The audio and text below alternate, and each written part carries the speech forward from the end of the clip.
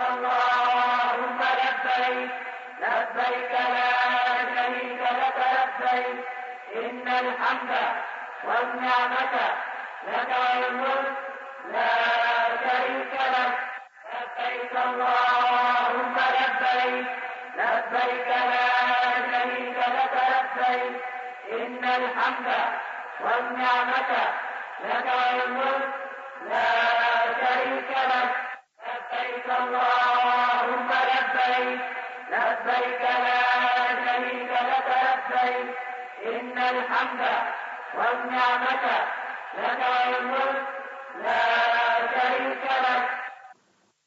السلام علیکم ورحمۃ اللہ وبرکاتہ. وعلیکم السلام ورحمۃ اللہ وبرکاتہ. نحمده ونصلی علی رسولہ الکریم. اما بعد فاعوذ باللہ من الشیطان الرجیم. بسم اللہ الرحمن الرحیم. رب اشرح لی صدری ویسر لی امری واحلل عقدۃ من لسانی یفقہوا قولی. کل ہم نے عمرے کے بارے میں پڑھا تھا کہ کس فعل پر عمرہ تمام ہو جاتا ہے، مکمل ہو جاتا ہے. حج تمتع کرنے والے حج کے مہینوں میں احرام کے ساتھ جب میقات کراس کرتے ہیں تو پہلے عمرہ کرتے ہیں. عمرہ کرنے کے بعد احرام کھول دیتے ہیں اور باقی دن مکہ میں گزارتے ہیں، یا بعض لوگ اس دوران کچھ دن مدینہ میں گزار کر واپس آتے ہیں. یہ دن بہت قیمتی دن ہوتے ہیں. انسان جب اللہ کے راستے میں ہوتا ہے، عبادت کے لیے گھر سے نکلتا ہے، تو اس کو اپنی پوری توجہ پھر اللہ ہی کی طرف رکھنی چاہیے اور اس وقت کو اچھی طرح استعمال کرنا چاہیے. مکہ ہو یا مدینہ، دونوں جگہ مسجد میں نماز پڑھنے کا اجر و ثواب عام نمازوں کی نسبت بہت زیادہ ہو جاتا ہے. اس لیے سب سے زیادہ اس بات کی کوشش کرنی چاہیے کہ باقی کاموں کے مقابلے میں نمازوں کی پابندی جماعت کے ساتھ، خصوصاً مردوں کے لیے، اس کا بہت زیادہ اہتمام کریں. پوری کوشش کے ساتھ وقت سے پہلے مسجد پہنچ جائیں تاکہ تحیت المسجد ادا کر سکیں، اذان سن سکیں، اس کا جواب دے سکیں. پھر اذان اور اقامت کے بیچ کے وقت میں سنت ادا کرنے کے ساتھ ساتھ مختلف دعائیں مانگیں، کیونکہ وہ دعاؤں کی قبولیت کا وقت ہوتا ہے. اس لیے خاص طور پر دن کا ٹائم ٹیبل وہاں رہتے ہوئے اس طرح بنانا چاہیے کہ نمازوں کے اوقات کی حفاظت ہو سکے. ویسے تو ساری زندگی میں یہ کرنا چاہیے، حافظوا علی الصلوات والصلاۃ الوسطی وقوموا للہ قانتین. نمازوں کی حفاظت کرو، خاص طور پر درمیانی نماز کی. لیکن چونکہ وہاں جا کر انسان ایک ٹریننگ سے بھی گزر رہا ہوتا ہے، ایک تربیتی مرحلے سے گزر رہا ہوتا ہے، تو اس میں انسان کو سب سے زیادہ اہمیت اور سب سے زیادہ اس کا فوکس نماز پر ہی ہونا چاہیے، تاکہ کسی نماز کی ایک رکعت بھی نہ چھوٹے اس سے. یعنی اپنے تمام تر معمولات، سارا اسکیجول اس طرح بنے کہ پوری نماز ادا ہو سکے. پھر اسی طرح نماز کے بعد بھی اگر انسان حرم میں بیٹھے تلاوت کرے، ذکر اذکار کرے، لوگوں سے میل ملاقات کرے، مختلف لوگوں کو آبزرو کرے، ان سے کچھ سیکھے، کچھ ان کو سکھائے، امر بالمعروف کرے، نہی عن المنکر کرے، تو یہ تمام چیزیں سفر حج کا ایک حصہ ہے. اور زیادہ سے زیادہ وقت، یعنی حج تو چند مناسک کے ادا کرنے کا نام ہے، لیکن مکہ اور مدینہ میں اپنی موجودگی کے وقت کو غنیمت جانے کہ معلوم نہیں یہ وقت دوبارہ ہاتھ آئے یا نہ آئے. اس لیے بازاروں میں گھومنے پھرنے، ادھر ادھر کی شاپنگ کرنے، یا لوگوں سے ملاقات کرنے، یا اور چیزوں کی طرف دھیان کرنے کی بنسبت زیادہ زیادہ عبادت کی طرف توجہ رہے. نمازوں، قرآن پاک کی تلاوت اور اذکار کے علاوہ کثرت سے طواف کرے. نفلی طواف دن میں جتنی دفعہ چاہے انسان کر سکتا ہے، الا یہ کہ آخری دنوں میں بہت رش بڑھ جاتا ہے حج کے قریب ترین دنوں میں، تو اس میں پھر خواتین کو ذرا پرہیز کرنے کی ضرورت ہے، خصوصاً ایسے اوقات میں جب بہت رش ہو. اس کے علاوہ حج کے کچھ آداب ہیں جنہیں ملحوظ رکھنا چاہیے. ہر چیز کے کچھ مینرز ہوتے ہیں.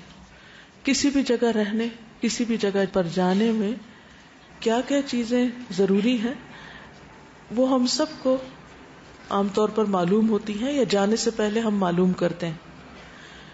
عموماً ہم مناسک تو سیکھتے ہیں لیکن روزمرہ زندگی میں وہاں دوسرے لوگوں کے ساتھ رہنا کس طرح ہے، کیسے بہیو کرنا ہے، کیسے معاملات رکھنے ہیں، کیسا اخلاق ہونا چاہیے، اس چیز کی عموماً پرواہ نہیں کی جاتی. تو اس طرف توجہ بھی بہت ضروری ہے. اللہ سبحانہ وتعالیٰ نے قرآن مجید میں حج کا ذکر کرتے ہوئے کیا فرمایا؟ فَمَنْ فَرَضَ فِيهِنَّ الْحَجَّ فَلَا رَفَثَ وَلَا فُسُوقَ وَلَا جِدَالَ فِي الْحَجِّ. اور اسی طرح وَتَزَوَّدُوا فَإِنَّ خَيْرَ الزَّادِ التَّقْوَى. جاتے ہوئے ساتھ تقوی لے جائیں، اور وہاں پر جن چیزوں سے پرہیز کرنا ہے وہ رفث، فسوق اور جدال ہے. ان سب چیزوں سے کس طرح بچا جا سکتا ہے؟ وہ کون سی ایک خاص کوالٹی ہے کہ جو انسان کے اندر آ جائے تو ان چیزوں سے بچ سکتا ہے؟ کوئی نام لے گا اس کا؟ صبر. صبر آ جائے تو پھر ہی انسان لڑائی جھگڑے اور فتنے فساد سے اور جدال سے اور فسوق سے اور رفث سے بچ سکتا ہے. قرآن مجید میں اللہ تعالیٰ فرماتے ہیں وَجَعَلْنَا بَعْدَكُمْ لِبَعْدٍ فِتْنَةً أَتَصْبِرُونَ وَكَانَ رَبُّكَ بَصِيرًا. اور ہم نے تمہارے بعض کو بعض کے لیے ایک آزمائش بنایا ہے. انسان انسانوں کے لیے بہت بڑا امتحان ہے، بہت بڑا. ہم اپنے آس پاس کے لوگوں کی وجہ سے ہی خوش ہوتے ہیں اور انہی کی حرکتوں کی وجہ سے یا تکلیف دہ حرکتوں کی وجہ سے ہم غصے میں آتے ہیں یا ناراض ہوتے ہیں یا پریشان ہوتے ہیں یا اداس ہوتے ہیں. تو انسان ایک ایسی مخلوق ہے جو اکیلی بھی نہیں رہ سکتی، لیکن لوگوں کے ساتھ رہنا اس سے بھی زیادہ مشکل کام ہے. ہم کسی حال میں بھی راضی نہیں ہوتے اور یہ ایک بہت بڑا امتحان ہے ہم سب کا. جن لوگوں سے ہمیں فائدے پہنچتے ہیں ان سے نقصان بھی پہنچتے ہیں، اور جن سے کبھی تکلیف پہنچتی ہے ان سے خوشیاں بھی ملتی ہیں. اس لیے ہمیں صبر سے کام لینا ہوگا اگر ہم واقعی زندگی کے اس سفر میں کامیاب ہونا چاہتے ہیں، اور خصوصاً حج کے سفر میں. جب بھی کسی کی طرف سے کوئی تکلیف پہنچے تو یہ کہہ کے صبر کر لے یا یہ سوچ کے صبر کر لے کہ اس شخص سے فلاں اور فلاں فائدہ بھی تو مجھے پہنچا ہے. جب ہم کسی کے احسانات یاد رکھتے ہیں تو ہمیں اس کی طرف سے پہنچنے والی تکلیف بہت کم محسوس ہوتی. اور پھر ان الحسنات یذہبن السیئات، لوگوں کے اچھے رویوں کو یاد رکھنا ان کے تکلیف دہ رویوں کو بھلا دیتا ہے. نبی صلی اللہ علیہ وسلم نے فرمایا وہ مومن جو لوگوں سے ملتا جلتا ہے اور ان کی طرف سے آنے والی تکالیف پر صبر کرتا ہے وہ اس مومن سے اجر و ثواب میں کہیں زیادہ ہے جو لوگوں سے میل جول نہیں رکھتا کہ ان کی تکالیف پر صبر کرنے کی نوبت آئے. جب آپ ملیں گے ہی نہیں کسی سے تو آپ کو تکلیف ہی نہیں پہنچے گی. جب تکلیف ہی نہیں پہنچے گی تو آپ صبر کہاں کریں گے؟ صبر کی نوبت ہی نہیں آئے گی. تو صبر نہیں ہوگا تو اجر کہاں سے آئے گا؟ تو اس لیے اس اجر تک پہنچنے کے لیے لوگوں سے ملنا جلنا ضروری ہے. لوگوں کے علاوہ ہماری روزمرہ کی جو مشغولیات ہیں یا مصروفیات ہیں اور روزمرہ کے پروگرام کا لازمی حصہ وہ کھانا پینا ہوتا ہے، جو حج میں بھی جاری رہتا ہے. عام طور پر لوگ وہاں کھانے پینے کی شکایات کرتے نظر آتے ہیں یا تبصرہ کرتے رہتے ہیں کھانے پر.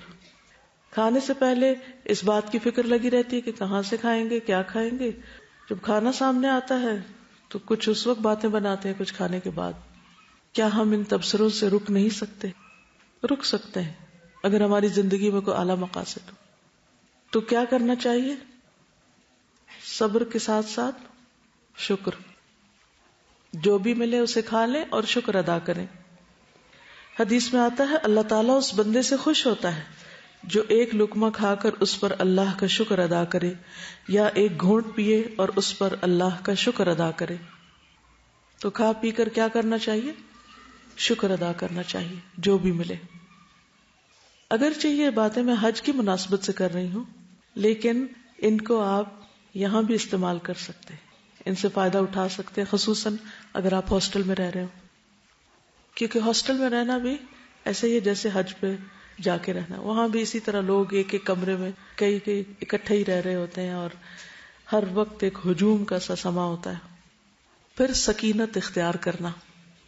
نبی صلی اللہ علیہ وسلم نے عرفہ کے دن فرمایا ایھا الناس علیکم بالسکینۃ فإن البر لیس بالایداع. صحیح بخاری. لوگوں آہستگی اور وقار کو اپنے اوپر لازم کر لو. اونٹوں کو تیز دوڑانا کوئی نیکی نہیں. نہیں ہٹو بچو، شور ہنگامہ، پش کرنا، چیخنا چلانا، یہ مسلمان کے اخلاق کے منافی ہے. اور چال میں بھی وقار ہونا چاہیے، گفتگو میں وقار اور ٹھہراؤ ہونا چاہیے. معاملات کے اندر بھی اسی طرح شودی حرکتیں نہیں کرنی چاہیے. اس کا مجھے اردو اور انگریزی نہیں آتا. کچھ لوگ اعتدال میں نہیں رہتے، یا وہ غصے میں بھڑک رہے ہوتے ہیں یا وہ خوشی سے نہال ہو رہے ہوتے ہیں. بھائی درمیان میں رہو، ٹھہر جاؤ، سکینت اختیار کرو. خصوصاً عورتوں کے لیے بہت مشکل ہے، لیکن کوشش کرنے پر آپ یہ عادت اور سیرت اختیار کر سکتے. آپ ہی میں کچھ لوگ میں دیکھتی ہوں کہ ان کے اندر ماشاءاللہ بے پناہ ٹھہراؤ ہوتا ہے. ایسے لوگوں کو دیکھا کریں کہ وہ کس طرح بات کر رہے ہیں، کس طرح چل رہے ہیں، کیا کر رہے ہیں، کیونکہ انسان دیکھ کر بہت کچھ سیکھ سکتا ہے. پھر اپنی ذات سے دوسروں کو سکون اور تسلی دینا. انس بن مالک رضی اللہ عنہ سے روایت ہے کہ نبی صلی اللہ علیہ وسلم نے فرمایا یسروا ولا تعسروا وسکنوا ولا تنفروا. آسانی پیدا کرو، تنگی پیدا نہ کرو، لوگوں کو تسلی اور سکون دو، نفرت نہ دلاؤ. یعنی جہاں چاروں طرف آپ کے لوگ ہی لوگ ہوں وہاں پر آپ کے لیے نیکی کرنے کے مواقع بڑھ جاتے ہیں. آپ اس نگاہ سے لوگوں کو دیکھیں کہ کہاں، کس وقت، کب، کیسے کس کے کام آ سکتا ہوں. میں کسی کی کیا مدد کر سکتا ہوں، کیا خدمت کر سکتا ہوں، کسی کو کوئی بھلی بات بتا سکتا ہوں، کسی سے کوئی تکلیف دور کر سکتا ہوں، کسی کو آرام پہنچا سکتا ہوں. لیکن یہ سارے کام کرتے کرتے ساتھ ہی ذکر اذکار جاری رہنے چاہیے. بعض لوگ جب دوسروں کی مدد کرنے لگتے ہیں تو ادھر ادھر کی فضول باتیں شروع کر دیتے ہیں، وہ کوئی غیبت شروع کر دیتے ہیں، کسی پہ تبصرہ، کسی پہ ہنس رہے ہیں، کسی کا مذاق اڑا رہے ہیں، کام بھی کر رہے ہیں لیکن ساتھ ایسی حرکتیں کر رہے ہیں. تو اس کی بجائے کیا کرنا چاہیے؟ یا تو اچھی بات کریں، آپ پھر خاموش رہیں، اور خاموشی سے بہتر ہے اللہ کا ذکر. جب نبی صلی اللہ علیہ وسلم سے بہترین حج کے بارے میں پوچھا گیا تو آپ نے کیا فرمایا کہ سب سے اچھا حج کون سا ہے؟ جس میں کثرت سے اللہ کا ذکر ہو. رسول اللہ صلی اللہ علیہ وسلم نے فرمایا خیر العمل ان تفارق الدنیا ولسانک رطب من ذکر اللہ. بہترین عمل یہ ہے کہ جب تو دنیا سے رخصت ہو تو تیری زبان اللہ کے ذکر سے تر ہو. لیکن یہ اسی وقت ہو سکتا ہے جب عام دنوں میں ہمیں کثرت سے ذکر کی عادت ہو. نبی صلی اللہ علیہ وسلم نے فرمایا 3 لوگوں کی دعا رد نہیں کی جاتی. ان میں سے ایک اللہ کا بہت زیادہ ذکر کرنے والا. یعنی اگر آپ اللہ کا بہت ذکر کریں تو اس کا فائدہ کیا ہوگا؟ آپ کی دعائیں قبول ہوں گی. اور ہر شخص یہ چاہتا ہے کہ اس کی دعا قبول ہو، اور اس کو خوش قسمت سمجھتے ہم جس کی دعائیں قبول ہو رہی ہیں. پھر امیر کی اطاعت. وبرہ کہتے ہیں میں نے عبداللہ بن عمر رضی اللہ عنہ سے پوچھا میں کنکریاں کس وقت ماروں؟ تو انہوں نے فرمایا جب تمہارا امام مارے تو تم بھی مارو. عموماً گروپس میں حج ہوتا ہے، چاہے فیملی کا ہو یا کسی ملک سے جب آپ جا رہے ہو تو اس وقت اکٹھے حج کر رہے ہو، تو اس میں ہر شخص کو اپنی الگ الگ راہ نہیں پکڑنی چاہیے اور اپنی مرضی سے قافلے سے ادھر ادھر نہیں بھٹک جانا چاہیے، کیونکہ کچھ پتہ نہیں کہ اتنے رش میں کوئی کچلا جائے، کسی کو ہارٹ اٹیک ہو جائے، کچھ ہو جائے، اور پھر آپ کو کوئی پہچانتا نہ ہو، جانتا نہ ہو تو کتنی مشکل ہو. یا آپ راستہ ہی نہ کھو بیٹھیں، یا غلطی سے کسی لمبے راستے پہ نہ پڑ جائیں اور بلا وجہ کی مشقت میں پڑ جائیں اور آپ بہت سی اور دیگر خیر سے محروم ہو جائیں. تو اس لیے حج کے سفر میں اور کسی بھی اجتماعی سفر میں، خواہ کوئی ٹرپ ہو، کیا کرنا چاہیے؟ انسٹرکشنز کو غور سے سننا چاہیے اور ان کو فالو کرنا چاہیے، چاہے وہ گروپ ٹائم ہو یا کلاس روم ہو یا سفر میں ہو یا پھر حج پہ ہو. آپ وہاں پر دیکھیں گے کہ بہت سے ممالک کی گروپس اتنے آرگنائزڈ ہوتے ہیں، حتیٰ کہ لباس تو چھوڑو، ان کے جو بیگز ہوتے ہیں وہ بھی ایک سائز کے اور ایک رنگ کے اور ایک طرح کے سٹریپ سے بندھے ہوئے. جس طرح اس وقت آپ لوگ مختلف رنگ کے سٹریپس پہنے ہوئے ہیں اپنے آئیڈینٹی کارڈ کے ساتھ، تو اسی طرح حج پر بھی لوگ بہت ہی آرگنائزڈ وے میں سفر کر رہے ہوتے ہیں اور وہ اس سنت پر عمل کر رہے ہوتے ہیں. اپنی مرضی کرنے میں سہولت تو بہت ہوتی ہے، لیکن بتائیے کہ کیا ہمیشہ ہی سہولت ہوتی ہے یا مشکل بھی ہوتی ہے؟ کبھی کیا مشکل ہوتی ہے؟ کیا مشکل ہوتی ہے؟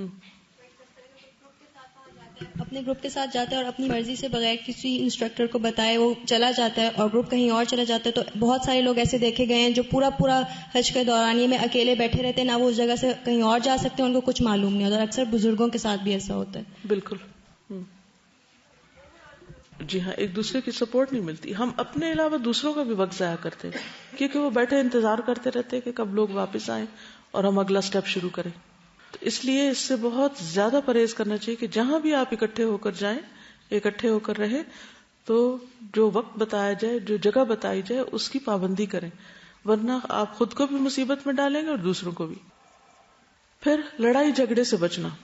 بہت زیادہ مواقع ہوتے ہیں وہاں لڑنے کے، لیکن اللہ تعالیٰ نے خاص طور پر مینشن کیا ولا جدال، لڑنا تو ہے ہی نہیں. نبی صلی اللہ علیہ وسلم نے جب حدیبیہ میں پڑاؤ ڈالا تو ان کے ایک خیرخواہ نے خبر دی کہ میں کعب بن لؤی اور عامر بن لؤی کو پیچھے چھوڑ کر آ رہا ہوں، جنہوں نے حدیبیہ کے پانی کے ذخیروں پر اپنا پڑاؤ ڈال دیا ہے. ان کے ساتھ بکثرت دودھ دینے والی اونٹنیاں اپنے بچوں کے ساتھ ہیں. وہ آپ سے لڑیں گے اور آپ کے بیت اللہ پہنچنے میں رکاوٹ بنیں گے. لیکن آپ نے فرمایا ہم کسی سے لڑنے نہیں آئے، ہم صرف عمرے کے ارادے سے آئے ہیں. تو جو اللہ کے راستے میں ہوتا ہے، یعنی حج یا عمرے کے سفر میں، جو بالکل پیسفل سفر ہوتا ہے، کوئی آپ سے لڑنا بھی چاہے یا لڑائی چھیڑے بھی تو آپ اس کو موقع نہ دیں. بعض لوگوں کو پیچھے سے عادت ہوتی ہے اور ان کا کھانا ہضم نہیں ہوتا جب تک وہ لڑ نہ چکے، تو پھر وہاں اگر موقع نہیں ملے تو ان کا موڈ آف رہتا ہے. تو پھر جب پتہ ہو ایک شخص کی عادت کا کہ اس کو لڑنے کی عادت ہے اور اس سے آپ آرام سے بھی کوئی بات کریں گے تو لڑ کے ہی جواب دے گا، تو بس بات کو سمجھ لیں کہ اس نے لڑنا ہے اور ایکسپیکٹ کیا کریں کہ میں سیدھی بات بھی کروں گے تو یہ الٹا جواب دے گا. ہوتا ہے نا، ایسے لوگ ہوتے ہیں، ہر جگہ ہوتے ہیں. تو جب زندگی میں آپ لوگوں کے مزاج سمجھ جاتے ہیں تو آپ کو معاملہ کرنے میں بہت آسانی ہو جاتی ہے. جس چیز کو آپ ایکسپیکٹ کر رہے ہوتے جب وہ سامنے آ جاتی تو آپ کہتے ہیں تو نارمل ہے، سو واٹ، یہ تو ہونا ہی تھا. پہلے سے آپ انتظار میں ہوتے اچھا وہ کیا ہوتا ہے.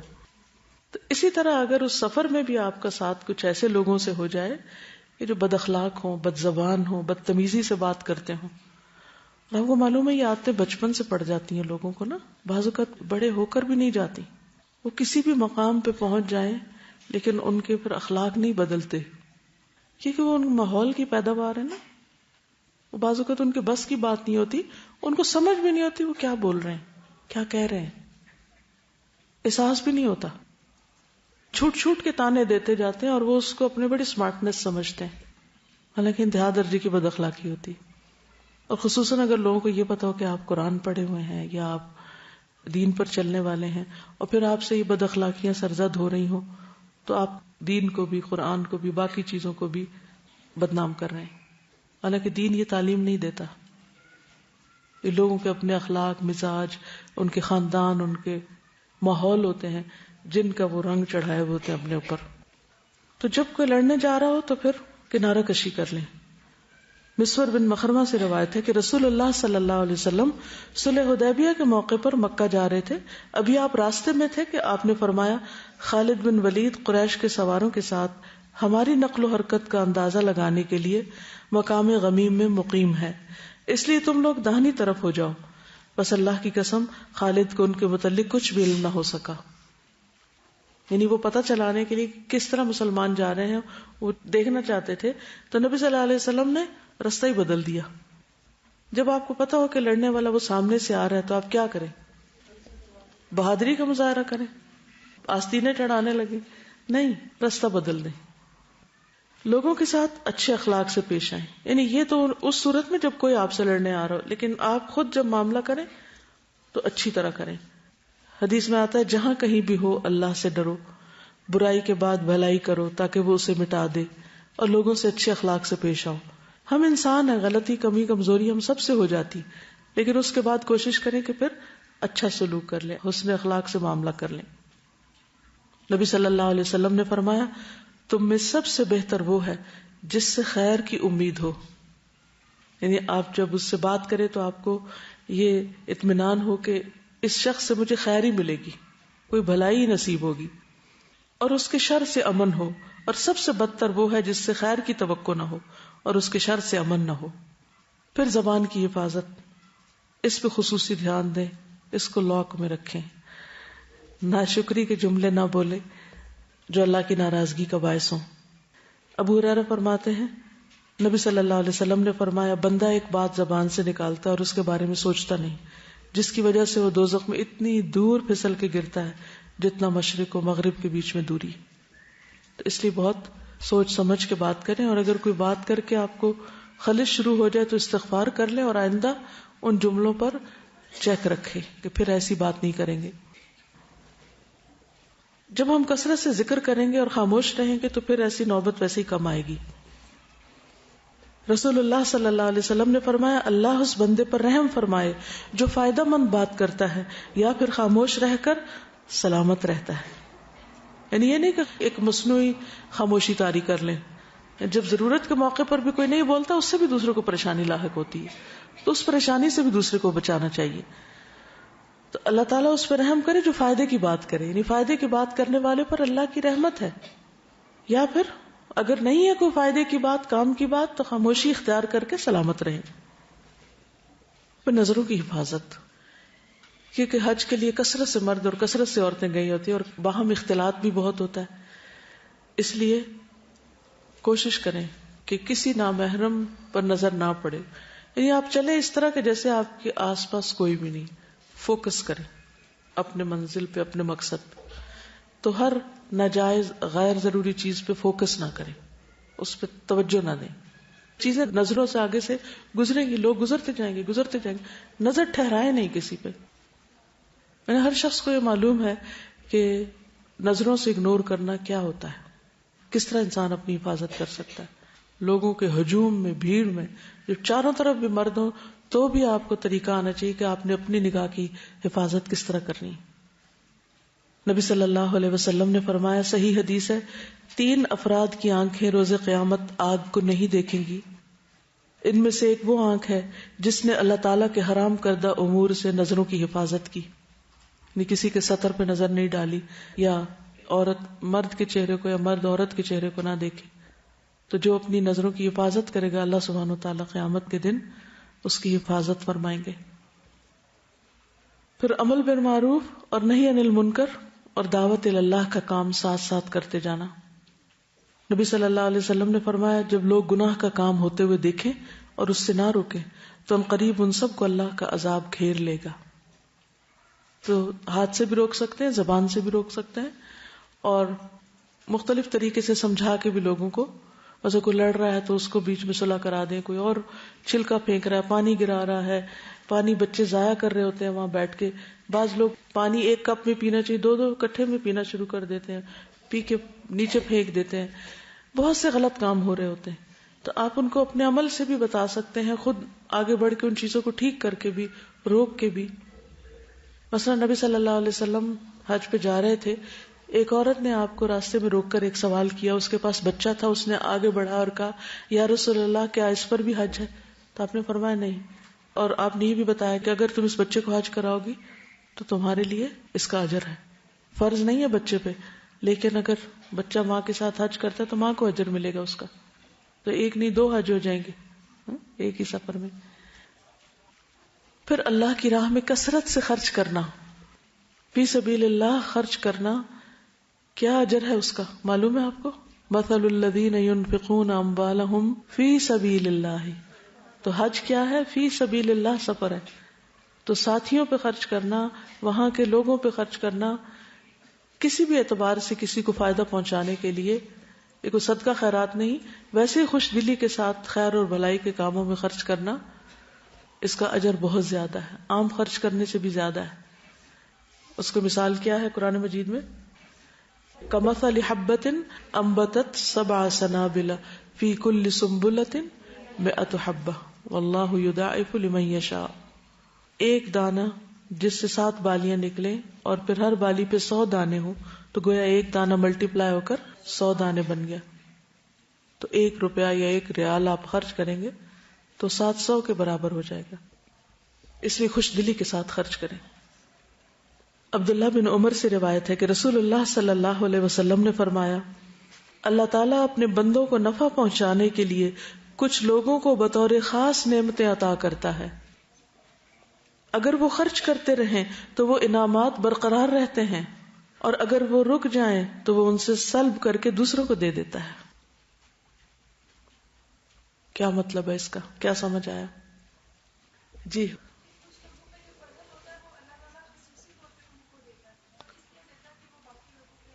باقیوں کو دے، یعنی کچھ لوگوں کے پاس جو دوسروں کے مقابلے میں زیادہ ہے. اب فوراً سوچیں میرے پاس دوسروں کے مقابلے میں کیا زیادہ ہے. کچھ بھی جو سوچ سکیں آپ، کوئی سکل، کوئی نالج، کوئی مال، کوئی ٹائم، انرجی، طاقت، کوئی بھی چیز وہ اللہ نے آپ کو اس لیے دی ہے تاکہ آپ دوسروں کو دے سکیں. آپ دوسروں کو دیں، کیونکہ اللہ تعالیٰ ان ساری نعمتوں کو درختوں کے ساتھ نہیں لٹکاتے. کچھ تو لٹکا دی ہیں لیکن ساری چیزیں درختوں کے ساتھ نہیں لٹک سکتی، وہ بندوں کے ساتھ لٹکی ہوئی ہیں. جو مومن ہوتے ہیں نا شجرہ طیبہ، تو ان اللہ کے نیک بندوں کے ساتھ وہ نعمتیں لٹک رہی ہیں. اب ان کا کیا فرض بنتا ہے کہ وہ اپنے پھلوں سے دوسروں کو فائدہ پہنچائیں. تو یہ اللہ نے آپ کو یہ پھل اس لیے دیے، یہ بہاریں اس لیے لگائی ہیں آپ کو تاکہ آپ سے دوسرے فائدہ اٹھائیں. اگر آپ دوسروں پہ خرچ کرتے جاتے ہیں تو کیا ہوگا؟ آپ کو اللہ اور دیتا جائے گا، اور سپلائی آتی جائے گی آتی جائے گی آتی جائے گی، اور زیادہ بڑھا دے گا. لیکن اگر آپ نے روک دیا تو کیا ہوگا؟ اللہ بھی روک دے گا. یہ کس قدر افسوس کی بات ہے کہ ہم عام طور پر جو نعمت ہمارے پاس ہوتی ہے اس سے دوسرے کو فیض پہنچانے میں بخل کرتے ہیں. یعنی یہ تو میرے لیے، دوسرے کو کیوں دوں؟ اور بعض لوگ تو اپنے ہنر چھپاتے ہیں، کسی کو پتہ نہ چل جائے، ورنہ یہ ہمیں کام دے دیں گے، ہمیں یہ کام کرنا پڑ جائے گا. ہونا کیا چاہیے کہ جو کام ہمیں آتا ہو ہم دوسرے کو کہیں. جیسے حضرت انس کے بارے میں حضور صلی اللہ علیہ وسلم کے پاس ام سلیم آئی تھی، یا رسول اللہ یہ میرا بچہ لکھنا جانتا ہے، آپ اس سے کام لیں، یعنی اس کے پاس یہ اسکل ہے، آپ اس کو اپنی خدمت میں رکھیں. ہم میں سے اگر کسی کو لکھنا آتا ہو یا کوئی بھی کام، کسی بھی قسم کا آرٹ، تو عموماً ہم آگے دینا نہیں چاہتے، تو لوگ خود کر لینا، لوگ خود سیکھ لینا. ہم کیا سمجھتے جو کچھ بھی اللہ نے ہم کو دیا، کوئی بھی چیز ہمارے تو کوئی بہت کمال تھا، وہ بہت بڑی خوبی تھی جو ہمیں مل گیا، یہ احسان تھا اللہ کا، فضل تھا، تو اس کو روکے نہیں ورنہ رک جائے گا. حضرت اسماء کو نبی صلی اللہ علیہ وسلم فرمایا تھا لا تو کی فیو کا علیہ کی، روکنا مت ورنہ تم روک لی جاؤ، تمہاری تھیلی باندھ دی جائے گی. تو اس موقع پہ سب سوچیں وہ کون سا کام ہے جو میں دوسروں کی نسبت بہتر کر سکتی ہوں، اور مجھ پر اللہ کا فضل ہے اور مجھے وہ آتا ہے اور میرے ساتھ والوں کو نہیں آتا، کیوں نہ میں ان کو بھی سکھا دوں، کیوں نہ میں ان تک بھی خیر لے جاؤں، کیونکہ الٹیمیٹلی تو وہ آپ ہی تک واپس پہنچے گی. تو کوئی بھی نیکی کا کام جو آپ کر سکتے ہو اور کسی بھی وجہ سے، خواہ وہ کوئی غصہ ہو، خواہ کوئی عداوت ہو کسی کی، یا بخل ہو یا حسد ہو یا کوئی ضد ہو، کسی بنا پر بھی اگر آپ روک لیتے ہیں نا تو آپ سے نیکی کے مواقع چھن جاتے ہیں، آپ محروم کر دیے جاتے ہیں. اللہ تعالیٰ وہ کسی اور کو نواز دیتا ہے، اللہ کسی اور سے کام لے لیتا ہے. اچھا چھوٹی چھوٹی مثالوں میں آپ دیکھیے کہ بعض اوقات ایسا ہوتا ہے نا، آپ گھر میں بیٹھے ہیں تو آپ کی امی پوچھ رہی ہیں وہ فلاں چیز کہاں ہے اور آپ کو پتا ہے، لیکن آپ چپ بیٹھے، کیوں؟ کہ وہ کہیں گے اٹھو لا دو مجھے، تو میں نے اٹھنا کوئی نہیں. تو بعض اوقات ہم صرف اپنی جان بچانے کے لیے بھی کچھ چیزوں کا اظہار ہی نہیں کرتے، تو وہ مجھ پہ آ پڑے گی، کیونکہ جو بولے وہی کنڈا کھولے، اس لیے مشورہ ہی نہ دو. پھر دوسرے حجاج کی مدد کرنے میں کیا کیا ہو سکتا ہے، مثلا ان کا سامان اٹھانے یا رکھنے میں مدد دینا. نبی صلی اللہ علیہ وسلم نے فرمایا جس نے کسی مسلمان سے دنیا کا کوئی دکھ دور کیا، اللہ عز و جل اس سے قیامت کے روز کا کوئی دکھ دور کر دے گا. اور جس نے کسی مشکل میں پڑے شخص کے لیے آسانی کی، اللہ تعالیٰ اس کے لیے دنیا اور آخرت میں آسانی کرے گا. اور جس نے کسی مسلمان کی پردہ پوشی کی، اللہ تعالیٰ دنیا اور آخرت میں اس کی پردہ پوشی کرے گا. اللہ تعالیٰ اس وقت تک بندے کی مدد میں رہتا ہے جب تک کہ بندہ اپنے بھائی کی مدد میں رہے. پھر شاعر اللہ کی تعظیم کرنا، شاعر اللہ کی تعظیم کرنا یہ بھی حج کے آداب میں سے ہے. وَمَن يُعَظِّمْ شَعَائِرَ اللَّهِ فَإِنَّهَا مِن تَقْوَى الْقُلُوبِ. کیا کیا شاعر اللہ ہیں؟ مثلاً جتنے بھی مناسک ہیں وہاں، خاص طور پہ مسجد ہے، کعبہ شریف ہے، اس کے آس پاس کی جگہ ہے، تو وہاں شور ہنگامے سے بچنا، لڑائی سے اور ایسے کام کرنے سے جو مسجد کے ادب کے خلاف ہوں. بعض لوگ وہاں کوڑا بکھیر دیتے ہیں، صفائی کا لحاظ نہیں رکھتے، کعبہ کی طرف وہاں بھی پاؤں کر کے لیٹ جاتے ہیں، قرآن مجید نیچے رکھ دیتے ہیں. تو یہ ساری چیزیں جو ہیں یہ ناپسندیدہ ہیں. پھر یہ کہ اپنے آپ کو بیکار چیزوں سے دور رکھنا، بیکار گفتگو، بیکار کام، غیر ضروری مصروفیات، کیونکہ گنتی کے چند دن ہیں یہ بھی، ان سے پورا فائدہ اٹھانا چاہیے. اور ویسے بھی انسان کے اسلام کی خوبی یہ ہے کہ وہ بیکار کاموں کو چھوڑ دے. پھر دوسروں کی ضروریات کا خیال رکھنا، کسی کو پانی پلا دینا، کسی کو کھانا لا کر دے دینا. کچھ لوگ چائے پینے کے عادی ہوتے ہیں، بزرگ لوگ، ان کے لیے چائے لا کر دینا، یا اگر پکانے کی جگہ ہے تو پکا کر سب کو سرو کر دینا.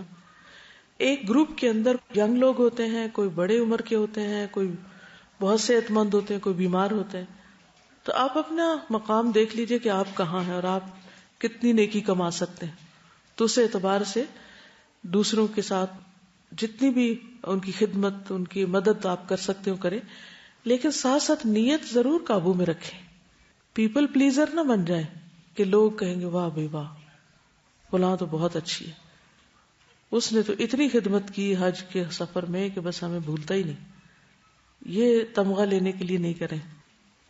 جب شیطان دل میں یہ وسوسہ ڈالے تو فوراً اپنے آپ کو سنبھالے کہ نہیں، مجھے تو اللہ کی رضا چاہیے. اس سے فائدہ کیا ہوگا کہ آپ اعتدال میں رہیں گے، نہ تو آپ تعریف کے انتظار میں رہیں گے اور نہ تعریف آپ کو فیول بنے گی کہ وہ تعریف کو فیول پڑے تو آپ چلیں. آپ چلتے رہیں گے حتیٰ کہ جب لوگ تعریف نہیں کریں گے یا بعض اوقات تعریف کے بجائے تنقید کریں گے تو بھی آپ اپنا کام کرتے رہیں گے، کیونکہ آپ کو پتہ ہے کہ آپ اللہ کے لیے کر رہے ہیں، ان کے لیے تو کر ہی نہیں رہے تھے. پھر یہ ہے کہ اس راستے میں جو تکلیفیں ہیں ان کا ذکر نہ کریں اور ان کو بہت زیادہ بار بار دہرائیں نہیں، کیونکہ مومن کو تو عام حالات میں اگر ایک کانٹا بھی چپ جاتا ہے تو اس پر بھی اجر ہے. اور یہ تو اللہ کے راستے کا سفر ہے، کیونکہ شکوہ کس سے کر رہے ہیں کہ اللہ تیرے راستے میں یہ اور یہ مشکل پیش آئی.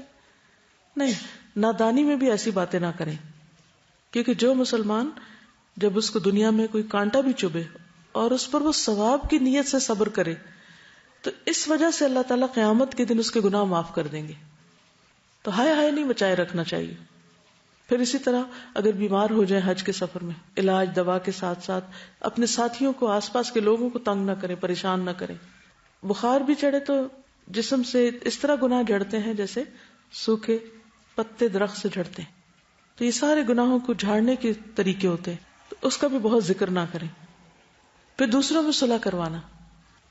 بعض اوقات آپ کے گروپ میں 2 لوگ آپس میں لڑ بیٹھتے ہیں اور وہ بولنا چالنا چھوڑ دیتے ہیں. تو صلح کرانا کتنی بڑی نیکی ہے.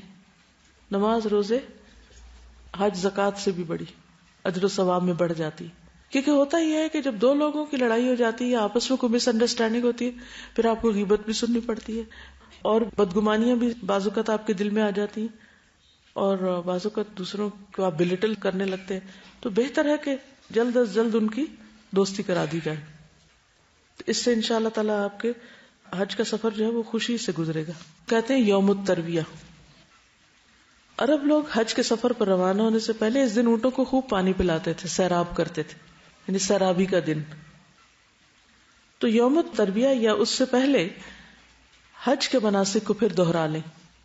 یعنی ایک تو آپ گھر سے ٹریننگ لے کر گئے، عمرے کے بعد آپ پھر عام یعنی روزمرہ زندگی گزارنے لگے ایک طرح سے، اور اب خاص حج کے دن آ گئے تو دوبارہ ان کو دہرائیں. صحیح الجامع میں آتا ہے، ابن عمر سے روایت ہے، نبی صلی اللہ علیہ وسلم نے یوم الترویہ سے ایک دن پہلے لوگوں کو خطبہ دیا اور ان کے مناسک سکھائے.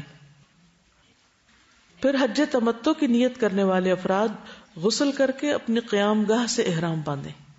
جس ہوٹل میں آپ ٹھہرے ہوئے ہیں، جس جگہ پر آپ رکے ہوئے ہیں، وہیں سے احرام پہنے.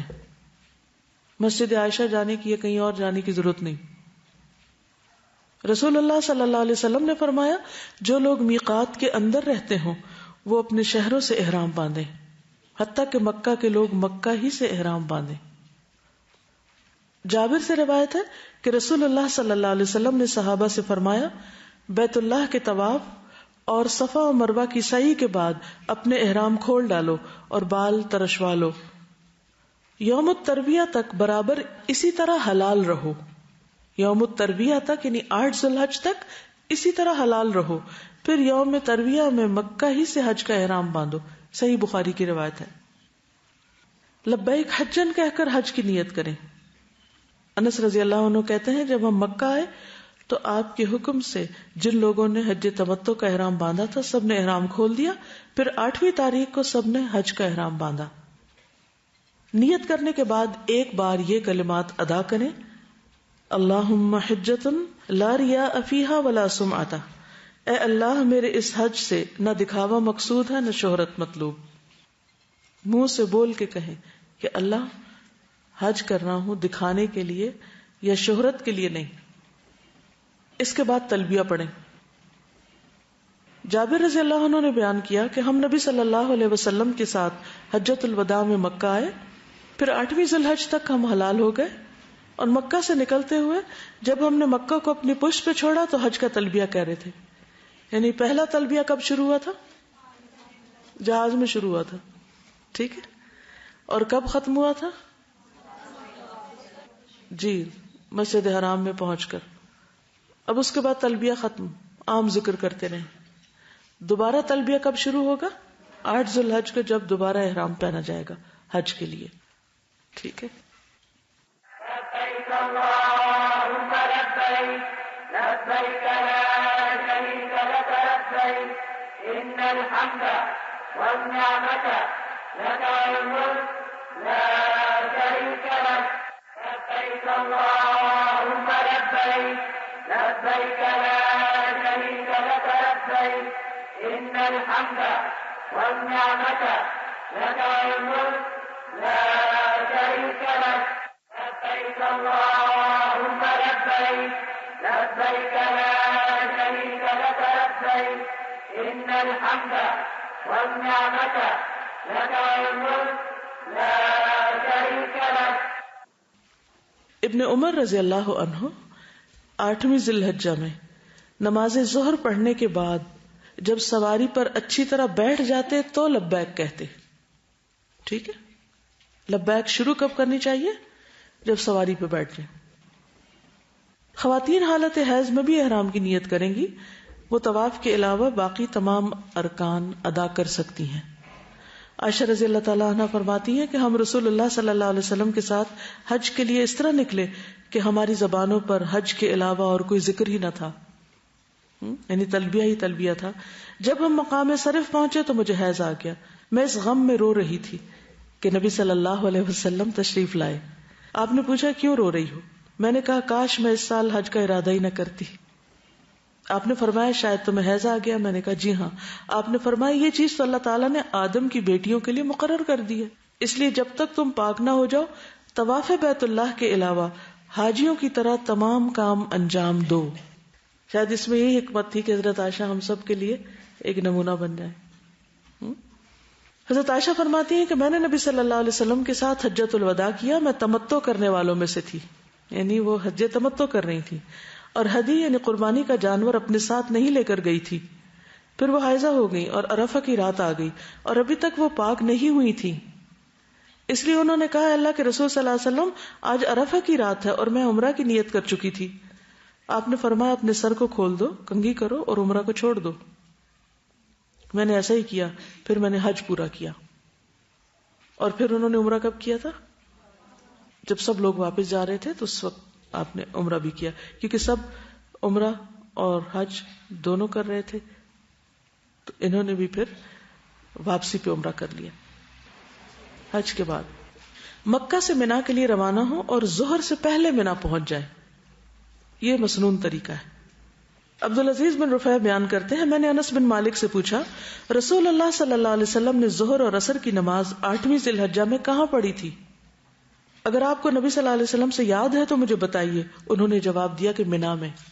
بعض لوگ اس دن پھر حرم چلے جاتے ہیں اور یہ سوچتے ہیں کہ حرم میں نماز پڑھ کے پھر ہم جائیں گے، یہاں 1,00,000 نمازوں کا ثواب ہے. لیکن کیا کرنا چاہیے؟ منا میں پڑھنی چاہیے. اب اس کا ثواب زیادہ ہے. کیوں؟ کیونکہ نبی صلی اللہ علیہ وسلم کی سنت ہے. منا میں 5 نمازیں ظہر، عصر، مغرب، عشاء اور اگلے دن کی فجر قصر کر کے اپنے اپنے وقت پر ادا کریں. منا میں ظہر اپنے وقت پر، عصر اپنے وقت پر، مغرب اپنے وقت پر اور عشاء اپنے وقت پر، اور فجر بھی اپنے وقت پر، لیکن قصر. عبداللہ بن مسعود کہتے ہیں میں نے نبی صلی اللہ علیہ وسلم، ابو بکر اور عمر کے ساتھ منا میں 2 رکعت یعنی 4 رکعت والی نماز 2 رکعت میں قصر میں پڑھی. یہ صحیح بخاری کی روایت ہے. جابر بیان کرتے ہیں آپ نے منا میں ظہر، عصر، مغرب اور عشاء اور فجر کی نمازیں پڑھی. یعنی 5 نمازیں وہاں پڑھی جاتی ہیں اگلے سفر سے پہلے. ابن عباس سے مروی ہے نبی صلی اللہ علیہ وسلم نے منا میں 5 نمازیں پڑھی. یاد رہے گی یہ بات. یہاں نمازوں پر لوگ لڑائی جھگڑے شروع کر دیتے ہیں، قصر پڑھنی ہے یا نہیں پڑھنی. آپ ان کو یہ حدیث بتا دیں اور اس کے بعد لڑنے سے قطعی پرہیز کریں. کوئی بحث کو آئے بھی تو خاموشی اختیار کریں، اور آپ خود وہ کریں جس پر آپ کے دل کا اطمینان ہے، چاہے سارا قافلہ کچھ اور کر رہا ہو. یعنی نماز کے وقت کہ وہ قصر نہ بھی پڑھیں تو آپ اس لیے پڑھیں کہ نبی صلی اللہ علیہ وسلم نے پڑھی تھی. رات کو منا میں قیام کریں. عبداللہ بن عباس فرماتے ہیں کہ بیت اللہ کے طواف کے بعد آپ کعبہ کے پاس اس وقت تک نہ گئے جب تک میدان عرفات سے واپس نہ آ گئے. یعنی منا سے مکہ نہیں آنا. ٹھیک ہے. منا میں منظم انداز میں بیٹھے. ایک صحابی کہتے ہیں کہ رسول اللہ صلی اللہ علیہ وسلم نے منا میں لوگوں کے سامنے خطبہ دیا اور ان کو اپنے ٹھکانوں پر اتارا، اور آپ نے قبلہ کے داہنی طرف اشارہ کرتے ہوئے فرمایا مہاجرین یہاں اترے، قبلے کے بائیں طرف اشارہ کرتے ہوئے فرمایا انصار یہاں اترے. پھر باقی لوگوں کے لیے حکم ہوا کہ وہ ان کے ارد گرد اترے. یعنی یہ تنظیم کا ایک طریقہ تھا نا کہ مہاجرین ادھر آ جائیں، انصار ادھر آ جائیں اور باقی لوگ ان کے ارد گرد ہو جائیں. یعنی ایک طرح سے 2 کیمپ بنا دیے. اب آپ 8 تاریخ سے مکہ سے یا مدینہ سے آتے ہوئے منا کی طرف آئے. کب پہنچنا ہے؟ ظہر سے پہلے، اور رات یہی گزارنی ہے. 5 نمازیں یہی پڑھنی ہے. یہ 3 اہم کام ہیں. اب صبح ہو گئی، 9 ذی الحج ہو گیا، یوم العرفہ. یہ حج کا اہم ترین رکن ہے، عرفہ کا قیام. اور عرفہ کا وقوف فرض ہے. رہ جائے تو حج ہی نہیں ہوتا، نہ کوئی فدیہ دے کے اس کی تلافی ہو سکتی. عبد الرحمن بن یامر کہتے ہیں میں رسول اللہ صلی اللہ علیہ وسلم کی خدمت میں حاضر ہوا جبکہ آپ میدان عرفات میں تھے. اسی دوران میں نجد کی طرف سے کچھ لوگ آئے اور ان میں سے ایک شخص نے کہا، تو اس نے پکار کر کہا اے اللہ کے رسول حج کیسے ہے؟ تو رسول اللہ صلی اللہ علیہ وسلم نے ایک شخص کو حکم دیا اور اس نے پکار کر کہا حج تو عرفات کا دن ہے، الحج عرفہ. جو شخص مزدلفہ کی رات میں فجر کی نماز سے پہلے پہلے یہاں آ گیا اس کا حج پورا ہو گیا. عرفہ میں وقوف یا عرفہ کا قیام ظہر کے بعد شروع ہوتا ہے. اگر کوئی ظہر سے پہلے عرفہ سے گھوم پھر کے چلا گیا حج نہیں ہوگا. لیکن کب تک رکنا ہوتا ہے یہاں؟ مغرب تک. ہاں اگر کوئی شخص مغرب کے بعد یہاں پہنچتا ہے تو بھی اس کا حج ہو جائے گا. ٹھیک ہے. عبد الرحمن کہتے ہیں میں نبی صلی اللہ علیہ وسلم کے پاس تھا، کچھ لوگ آئے اور حج کے بارے میں پوچھا. آپ نے فرمایا حج عرفات میں ٹھہرنے کا نام ہے. جو شخص مزدلفہ کی رات 9 اور 10 ذی الحج کی درمیانی رات طلوع فجر سے پہلے میدان عرفات میں پہنچ گیا اس کا حج ہو گیا. گویا ظہر سے لے کر ظہر کے بعد عصر، عصر سے مغرب، مغرب سے عشاء، عشاء سے لے کے فجر سے پہلے تک جو شخص عرفات میں آ کے ٹھہرتا ہے اس کا حج ہو جاتا ہے. واضح؟ اوکے. اب چونکہ حج عرفہ کے دن کے وقوف کا نام ہے تو عرفہ کا دن نہایت اہم دن ہے، بہت ہی فضیلت والا دن ہے. رسول اللہ صلی اللہ علیہ وسلم نے فرمایا اللہ تعالیٰ عرفہ کی شام، عرفہ کی آفٹرنون اہل عرفہ کی وجہ سے اپنے فرشتوں کے سامنے فخر فرماتا ہے. یعنی جو لوگ عرفہ میں ہوتے ہیں ان کے اوپر فخر کرتا ہے اور کہتا ہے میرے ان بندوں کو دیکھو جو میرے پاس پراگندہ حال اور غبار آلود ہو کر آئے. جب آپ مکہ سے نکلتے ہیں نا احرام پہن کے، صاف ستھری چادریں ہوتی ہیں، بہت فریش، خوشی خوشی آپ منا میں آتے ہیں. منا بھی صاف ستھرا، بہت اچھے انتظامات ہوتے ہیں. آپ فجر تک نمازیں پڑھ کے جب وہاں سے نکلتے ہیں عرفات کی طرف فجر کے بعد تو کافی لمبی لائنیں ہوتی ہیں، دھوپ بھی چڑھ چکی ہوتی ہے، اور اپنی منزل ٹھکانے تک پہنچتے پہنچتے کافی حال خراب ہو چکا ہوتا ہے. اور وہ جگہ ایسی نہیں ہوتی جہاں آپ دوبارہ نہا کے فریش ہو جائیں، نہانے والی کوئی جگہ نہیں ہوتی. آج کے دور میں بھی جہاں اتنے انتظامات ہیں، وہاں عرفہ کا دن ہر ایک کے لیے غبار آلود دن ہے، کیونکہ آپ کو 24 گھنٹے ہو چکے ہیں تقریباً احرام پہنے ہوئے، وہی چادریں پہنی ہوئی ہیں آپ نے. اور وہاں ایسا نہیں ہے کہ آپ کسی جگہ گاڑی پر وہیں اتریں گے اور پھر ساتھ ہی بیٹھ جائیں گے. بازو کا دور دور اتارتے ہیں، پھر آپ کو بتایا جاتا ہے فلاں جگہ آپ کا خیمہ ہے، وہاں تک آپ کو پیدل چل کے جانا ہوتا ہے. اور بہت سے لوگ تو مکہ سے ہی پیدل سفر شروع کرتے ہیں، مینا میں رکتے ہیں، پھر وہاں سے پیدل شروع کر دیتے ہیں اور عرفات تک پیدل ہی آتے ہیں. تو بہرحال وہ سب اپنے شوق سے جاتے ہیں، محبت سے جاتے ہیں. اور یہی وہ وقت ہے، یہی وہ دن ہے جس میں سال کے سارے دنوں سے زیادہ بندوں کے گناہ معاف ہوتے ہیں. پورے سال میں سب سے زیادہ جس دن اور جس وقت میں گناہوں کی معافی ہوتی ہے وہ یہی دن ہے. انس بن مالک کہتے ہیں نبی صلی اللہ علیہ وسلم نے عرفات میں وقوف کیا. وقوف کا مطلب کھڑے ہو کر دعائیں مانگی، اور سورج لوٹنے کے قریب تھا، غروب کے. پس آپ نے فرمایا اے بلال میرے لیے لوگوں کو خاموش کراؤ. بلال کھڑے ہوئے. کہا رسول اللہ صلی اللہ علیہ وسلم کے لیے خاموش ہو جاؤ. لوگ خاموش ہو گئے. آپ نے فرمایا لوگوں ابھی جبریل علیہ السلام میرے پاس آئے، میرے رب کی طرف سے انہوں نے مجھے سلام کہا اور کہا اللہ تعالیٰ نے عرفات والوں کی مغفرت کر دی ہے اور آپس کے حقوق کی ضمانت دے دی. پس عمر بن خطاب نے کھڑے ہو کر عرض کیا اے اللہ کے رسول، کیا یہ ہمارے لیے خاص ہے کہ ہماری بخشش ہو گئی ہے؟ فرمایا یہ تمہارے لیے بھی ہے اور جو تمہارے بعد آئیں قیامت تک ان سب کے لیے بھی ہے. یعنی تمہارے لیے بھی ہے اور جو قیامت تک یہاں آتے رہیں گے ان سب کے لیے بھی ہے. کیا؟ بخشش کا وعدہ. نبی صلی اللہ علیہ وسلم نے فرمایا تمہارا دوپہر کے بعد، یاد رکھیے دوپہر کے بعد، صبح نہیں ہے 9 تاریخ لیکن ظہر کے بعد عرفات میں کھڑے ہونا تو اللہ تعالیٰ آسمان دنیا پر نازل ہوتا ہے.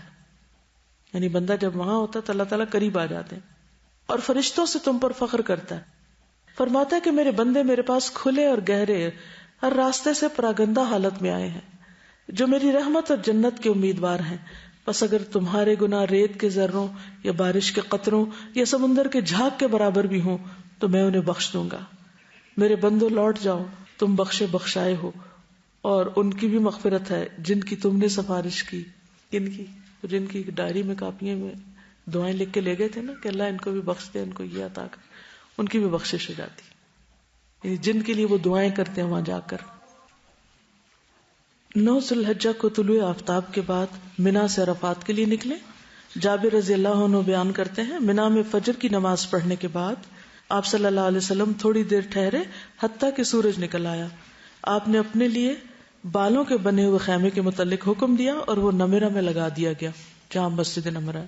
چنانچہ رسول اللہ صلی اللہ علیہ وسلم چلے اور قریش کو یقین تھا کہ نبی صلی اللہ علیہ وسلم مزدلفہ میں مشعر الحرام کے پاس ہی رک جائیں گے، جیسے کہ وہ قریش اسلام سے پہلے جاہلیت کے دور میں کرتے تھے. مگر رسول اللہ صلی اللہ علیہ وسلم اس سے آگے بڑھ گئے اور عرفات تک گئے، کیونکہ اللہ تعالیٰ کا حکم ہے ثم افیدوا من حیث افاض الناس، پھر وہاں سے پلٹو جہاں جا کر لوگ پلٹتے ہیں، یعنی عرفات تک جاؤ.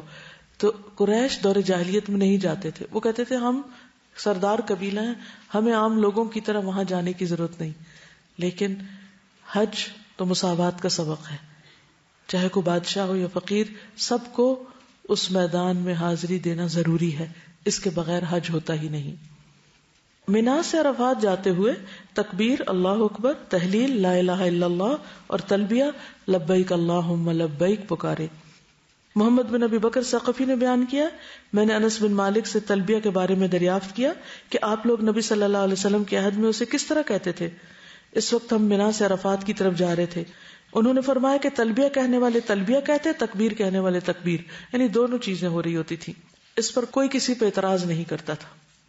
تکبیر کیا ہے؟ یعنی اللہ اکبر لا الہ الا اللہ واللہ اکبر اللہ اکبر وللہ الحمد. اور تلبیہ کے الفاظ تو آپ کو معلوم ہے. مسجد نمرہ میں زوال آفتاب کے بعد خطبہ حج پوری توجہ اور خاموشی سے سننا چاہیے. جابر کہتے ہیں رسول اللہ صلی اللہ علیہ وسلم عرفات پہنچے، آپ نے دیکھا کہ نمرہ میں خیمہ لگا ہوا ہے، آپ وہاں اترے، حتیٰ کہ جب سورج ڈھل گیا تو آپ نے اپنی اونٹنی قصواء کے متعلق فرمایا کہ اسے تیار کر دو، اسے تیار کر دیا گیا، آپ اس پر سوار ہوئے حتیٰ کہ وادی ارنا کے دامن میں آ گئے اور لوگوں کو خطبہ دیا۔ جریر کہتے ہیں نبی صلی اللہ علیہ وسلم نے ان سے حجۃ الوداع میں فرمایا استنصت الناس، تم لوگوں کو چپ کراؤ، اور پھر چپ کرایا گیا اور آپ نے وادی اورنا میں آ کر خطبہ دیا۔ ظہر اور عصر کی نمازیں 1 اذان اور 2 اقامت کے ساتھ جمع اور قصر با جماعت ادا کریں۔ یہاں پر نمازیں کیسے پڑھی جائیں گی؟ ظہر اور عصر، قصر اور جمع، 1 اذان 2 اقامتیں، دونوں نمازوں کے درمیان کوئی سنت یا نفل نہیں۔ جابر کہتے ہیں خطبہ دینے کے بعد بلال نے اذان کہی، پھر اقامت کہی، تو آپ نے ظہر پڑھائی، پھر اقامت کہی، پھر آپ نے عصر پڑھائی، اور دونوں نمازوں کے بیچ میں کچھ نہیں پڑھا، کوئی سنت نفل نہیں۔ پھر آپ قصواء پر سوار ہو گئے حتیٰ کہ مقام وقوف پہ تشریف لائے۔ جو لوگ رش کی وجہ سے مسجد نمرہ نہ پہنچ سکے تو کوئی حرج نہیں، اپنی جگہ ہی اپنے اپنے خیمے میں ہی نماز جماعت سے پڑھ لینی چاہیے۔ ظہر اور عصر کی نمازیں ادا کرنے کے بعد عرفات میں داخل ہوں، یعنی وقوف کی جگہ پر۔ رش کی وجہ سے ممکن نہ ہو تو پہلے بھی داخل ہو سکتے ہیں، کیونکہ بہت سی چیزیں اپنی مرضی سے نہیں آپ کر سکتے، آپ کو قافلے کے ساتھ ہی جانا ہوتا ہے۔ عرفات کا سارا میدان وقوف کی جگہ ہے۔ نبی صلی اللہ علیہ وسلم نے فرمایا میدان عرفات سارے کا سارا ٹھہرنے کا مقام ہے، وہاں جبل رحمت پہ چڑھنے کی ضرورت نہیں۔ بعض لوگ یہ سمجھتے ہیں کہ عرفات کے دن اس پہاڑ پہ چڑھنا ضروری ہے، اور اس میں جوان لوگ تو چڑھ جاتے ہیں، بوڑھے لوگ نہیں چڑھ سکتے۔ تو اللہ نے بہت رحمت فرمائی ہے بھی جبل رحمت، وہاں خاص رحمتیں اترتی۔ کہتے ہیں کہ وہاں پر آدم اور حوا آپس میں ملے تھے، اسی لیے اس میدان کو عرفات کہا جاتا ہے کہ ایک دوسرے کو پہچانے تھے وہاں۔ تو بہرحال ضروری نہیں کہ پہاڑوں پہ چڑھیں یا کسی خاص جگہ پر جائیں، جہاں بھی عرفات میں آپ کو ٹھہرایا گیا وہیں ٹھہر جائیں۔ ساری توجہ کس پر رکھیں؟ عبادت پر، اور خصوصاً کھڑے ہو کر دعائیں مانگنے پر۔ نبی صلی اللہ علیہ وسلم نے فرمایا میدان عرفات سارے کا سارا ٹھہرنے کا مقام ہے، لیکن ارنا کے نشیب سے ہٹ کر رہو۔ نبی صلی اللہ علیہ وسلم نے فرمایا میں نے جبل رحمت کے قریب وقوف کیا ہے، جبکہ پورا میدان وقوف کی جگہ ہے، یعنی آپ کا وقوف پہاڑ کے قریب تھا لیکن کہیں بھی کھڑے ہو سکتے ہیں۔ ابن مربع انصاری ہمارے پاس تشریف لائے جبکہ ہم عرفات میں ایسی جگہ وقوف کیے ہوئے تھے کہ عمر بن عبداللہ اس کو امام کے موقف سے دور سمجھ رہے تھے۔ ابن مربع نے کہا بے شک میں تمہاری طرف رسول اللہ صلی اللہ علیہ وسلم کا قاصد بن کر آیا ہوں، آپ نے تم لوگوں کو کہلا کر بھیجا، انہی مقامات پر وقوف کرو، بلا شبہ تم اپنے باپ ابراہیم کی وراثت میں سے ایک وراثت پر ہو۔ خیمے کے اندر یا باہر جہاں جگہ ملے پوری انکساری اور توجہ کے ساتھ دعائیں مانگنی چاہیے۔ بعض لوگ یہ سمجھتے کہ شاید خیمے کے اندر نہیں مانگنی چاہیے اور باہر نکل کے کھڑے ہونا چاہیے، باہر بعض کو دھوپ ہوتی ہے، کافی گرمی ہوتی ہے، تو اندر کبھی مانگ لیں کبھی باہر چلے جائیں، کوشش کریں کہ سارا وقت کھڑے رہیں، کیونکہ نبی صلی اللہ علیہ وسلم نے کھڑے ہو کر یہ دعائیں مانگی۔ اور لوگ کیا کرتے ہیں وہاں پہنچتے ہی دسترخوان بچھا دیتے ہیں، کھانے لگتے ہیں، خوب بریانی کھاتے ہیں اور اس کے بعد سو جاتے ہیں۔ سب نہیں لیکن بہت سے لوگ ایسے کرتے ہیں۔ تو کھانا پینا بھی مختصر رکھیں، ایسی چیز نہیں کھائیں جس کو کھا کر آپ کو نیند آئے۔ آپ پورے کے پورے وقت کو، میکسیمم ٹائم کو پورے فوکس کے ساتھ اللہ کی طرف متوجہ رکھیں اپنے آپ کو، اور دعائیں کرتے رہیں، کیونکہ اللہ تعالیٰ آپ پر فخر کر رہا ہے فرشتوں کے سامنے۔ ان لوگوں پہ کیا فخر کرے گا جو سو جائیں یا ادھر ادھر باتیں کر رہے ہو یا لڑائی جھگڑے کر رہے ہو کہ جمع کسر کرنی ہے یا نہیں کرنی۔ تو اس وقت بہیو کریں، اللہ تعالیٰ جو فخر کر رہے ہوں آپ پر تو واقعی آپ فخر کے قابل ہوں۔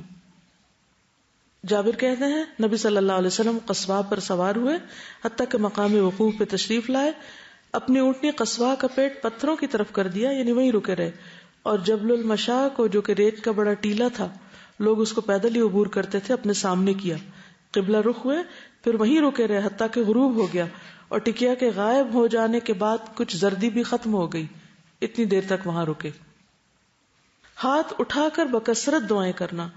اسامہ سے مروی ہے میدان عرفات میں رسول اللہ صلی اللہ علیہ وسلم کا ردیف تھا، یعنی اونٹنی میں آپ کے پیچھے تھا، آپ نے دعا کے لیے ہاتھ اٹھائے تو اونٹنی ایک طرف کو جھکنے لگی اور اس کی لگام گر گئی، چنانچہ آپ نے ایک ہاتھ سے رسی کو پکڑ لیا اور دوسرے ہاتھ کو اٹھائے رکھا، یعنی ہاتھ نیچے نہیں ہونے دیا۔ اس وقت بھی جب آپ رسی اٹھا رہے تھے پھر بھی آپ نے ہاتھ ایک اوپر ہی رکھا۔ حج کرنے والے اس دن روزہ نہیں رکھیں گے اور نہ ہی اس دن کوئی نفلی نمازیں ہیں. سب سے زیادہ کیا کرنا ہے؟ دعا مانگنی. کیسے؟ کھڑے ہو کر اور ہاتھ اٹھا کر اور قبلہ رخ ہو کر. ٹھیک ہے، خواہ خیمے کے اندر یا باہر. ام الفضل کہتی ہیں عرفہ کے دن لوگوں کو رسول اللہ صلی اللہ علیہ وسلم کے روزے کے بارے میں شک ہوا، اس لیے میں نے آپ کو پینے کے لیے کچھ بھیجا. آپ نے اس کو پی لیا، جس سے پتہ چلا کہ آپ روزے سے نہیں تھے.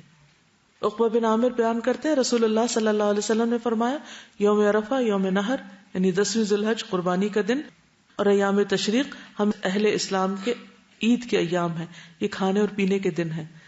ہماری عید تو 10 کو شروع ہوتی ہے، حاجیوں کی 9 کو ہی شروع ہو جاتی، تو اس دن یعنی کہ روزہ رکھنا درست نہیں وہاں پر. لیکن یہاں جو روزہ رکھے گا اس کا کیا فائدہ، کتنا ثواب؟ 2 سال کے گناہ معاف ہوں گے. حاجیوں کے تو ساری زندگی کے معاف ہو رہے ہیں اور یہاں والوں کو بھی اللہ تعالیٰ نے بالکل محروم نہیں رکھا. ابو نجیح کہتے ہیں ایک مرتبہ کسی نے ابن عمر سے عرفہ کے دن کے روزے کے بارے میں پوچھا. انہوں نے فرمایا کہ میں نے نبی صلی اللہ علیہ وسلم کے ساتھ حج کیا لیکن انہوں نے اس دن کا روزہ نہیں رکھا. میں نے ابو بکر کے ساتھ حج کیا، انہوں نے اس دن روزہ نہیں رکھا. میں نے عمر کے ساتھ حج کیا، انہوں نے اس دن روزہ نہیں رکھا. میں نے عثمان کے ساتھ حج کیا، انہوں نے بھی اس دن روزہ نہیں رکھا. میں اس دن کا روزہ نہ رکھتا ہوں، نہ حکم دیتا ہوں اور نہ منع کرتا ہوں. یعنی میں کسی کو کچھ کہتا نہیں، لیکن یہ کہ ان سب میں سے کسی نے بھی روزہ نہیں رکھا. عطا بن ابی رباح کہتے ہیں ایک مرتبہ عبداللہ بن عباس نے فضل بن عباس کو عرفہ کے دن کھانے پہ بلایا. انہوں نے کہا میں روزے سے ہوں. ابن عباس نے فرمایا آج کے دن روزہ نہ رکھو، کیونکہ نبی صلی اللہ علیہ وسلم کے سامنے اس دن دودھ دو کر برتن پیش کیا گیا تو آپ نے نوش فرما لیا اور لوگ تمہاری اقتداء کرتے ہیں، یعنی کہیں ایسا نہ ہو کہ تمہیں دیکھ کر وہ بھی روزہ رکھنے لگے. عرفات قبولیت دعا کی بہترین جگہ ہے اور یوم عرفہ قبولیت دعا کا بہترین دن. نبی صلی اللہ علیہ وسلم نے فرمایا بہترین دعا وہ ہے جو عرفات کے دن مانگی جائے. اس لیے جب وہاں عرفہ ہو رہا نا، حاجی وہاں قیام کر رہے ہو تو آپ بھی یہاں بیٹھ جائیں کہ اللہ تعالیٰ آپ ایک نظر ادھر بھی دیکھیں. اور تو دیکھتے ہی ہیں ویسے بھی، لیکن خاص رحمت پکاریں. نبی صلی اللہ علیہ وسلم نے فرمایا عرفہ کے دن کے سوا اور کوئی دن ایسا نہیں جس میں اللہ تعالیٰ کثرت سے بندوں کو آگ سے آزاد کرتے ہوں اور فرشتوں کے سامنے ان حاجیوں کی وجہ سے فخر کرتے ہوں اور فرشتوں سے پوچھتے ہوں کہ یہ لوگ کیا چاہتے ہیں. تو فرشتے کیا بتاتے ہیں؟ کیا چاہتے ہیں لوگ؟ بخشش چاہتے ہیں، تو اللہ تعالیٰ ان کو بخش دیتے ہیں. تو اس قیمتی وقت سے پورا فائدہ اٹھائیں. عرفہ کے دن کی بہترین دعا کیا ہے؟ لا الہ الا اللہ وحدہ لا شریک لہ لہ الملک و لہ الحمد وہو علی کل شیء قدیر. اس میں دعا والی کون سی بات ہے؟ توحید کا اقرار ہے، اللہ کی رحمت کو پکارنا ایک طرح سے، اور یہ کہنا کہ اللہ ہر چیز پہ قادر ہے، تو سب کچھ کر سکتا ہے وہ. بالکل جو دل میں خیال آئے اور جو چیزیں ہمیں زندگی مشکل لگتی ہیں وہ کیا سوچ کے انسان مانگے کہ اللہ ہر چیز پر قادر ہے. اوکے. سبحانک اللہم و بحمدک اشہد ان لا الہ الا انت استغفرک و اتوب الیک. السلام علیکم و رحمۃ اللہ وبرکاتہ.